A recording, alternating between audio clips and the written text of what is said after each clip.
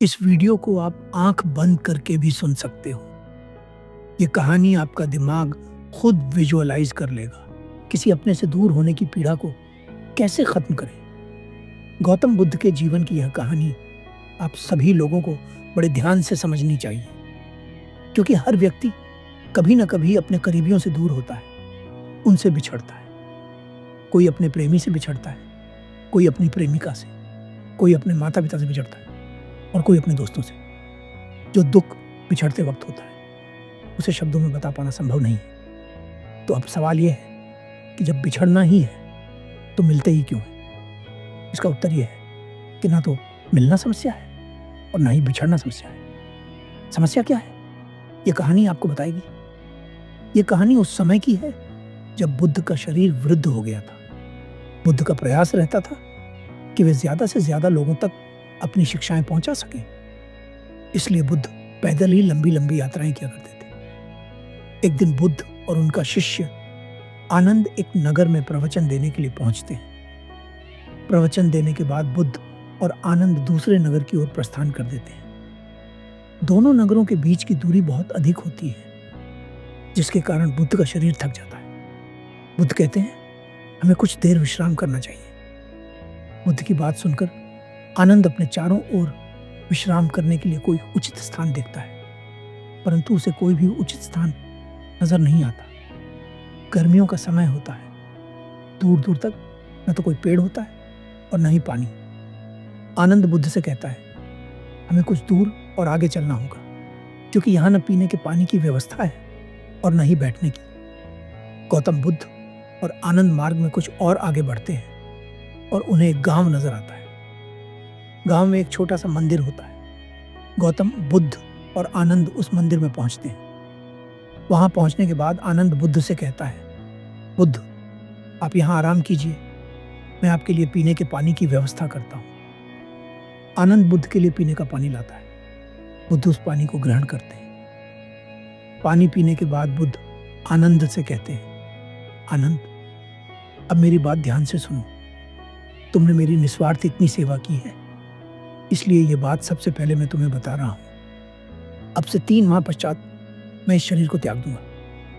बुद्ध की बात सुनते ही आनंद का शरीर बेजान सा हो जाता है। आनंद की आंखों से आंसुओं की धारा बहने लगती है, मानो आनंद के पैरों के नीचे से जमीन खिसक गई हो। आनंद रोते हुए बुद्ध से कहता है, बुद्ध, ये आप क्या कह रहे हैं? आपके बिना मेरे जीवन का अर्थ ही क्या रह जाएगा? आपके बिना मैं जी कैसे पाऊंगा?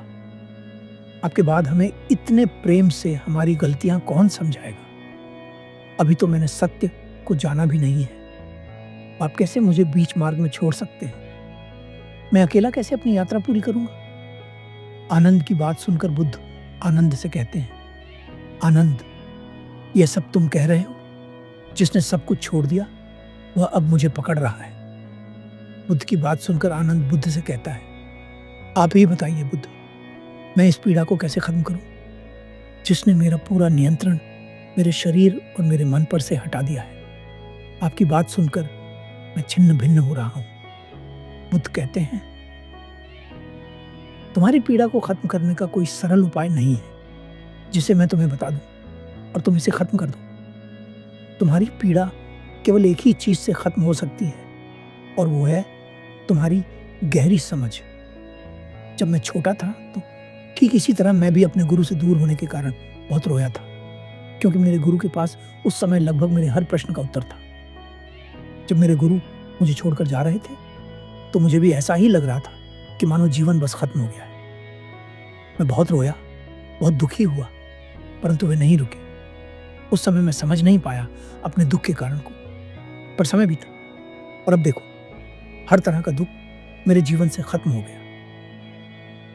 बुद्ध की बात सुनकर आनंद बुद्ध से कहता है, परंतु बुद्ध, आप तो परम ज्ञानी हैं, आपको दुख नहीं छू सकता, परंतु हमें दुख होता है।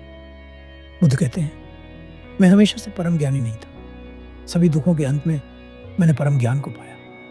तुम्हें यह बात समझनी चाहिए कि जीवन जीने के 2 तरीके हैं। 1, दुखी होकर जीवन को जीना।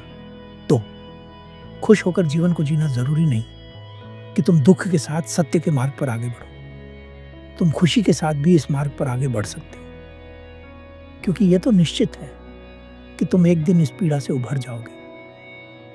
अब यह समय के द्वारा होगा या तुम्हारी गहरी समझ के द्वारा, क्योंकि यह तो पक्का है कि तुमने जिन लोगों से अपने आप को अब भी बांधा हुआ है वे तो तुमसे दूर होंगे। अब यह निर्णय तुम्हारे हाथ में है कि तुम इस सत्य को स्वीकारते हो या नहीं। ना तो मैं और ना कोई और तुम्हें सत्य के मार्ग पर आगे बढ़ा सकता है। यह निर्णय पूरी तरह से तुम्हारा है कि तुम आगे बढ़ना चाहते हो या नहीं। अगर चाहते हो तो कोई तुम्हें रोकने वाला नहीं है, और अगर नहीं चाहते तो कोई पहुंचाने वाला नहीं है, क्योंकि मैं खुद इस मार्ग पर अकेला ही चला था। मैं पहुंचा तो तुम भी पहुंच सकते हो। सच में जीवन बहुत आसान हो जाता है अगर हमारे भीतर इतनी हिम्मत हो कि हम सत्य को स्वीकार सकें। धन्यवाद।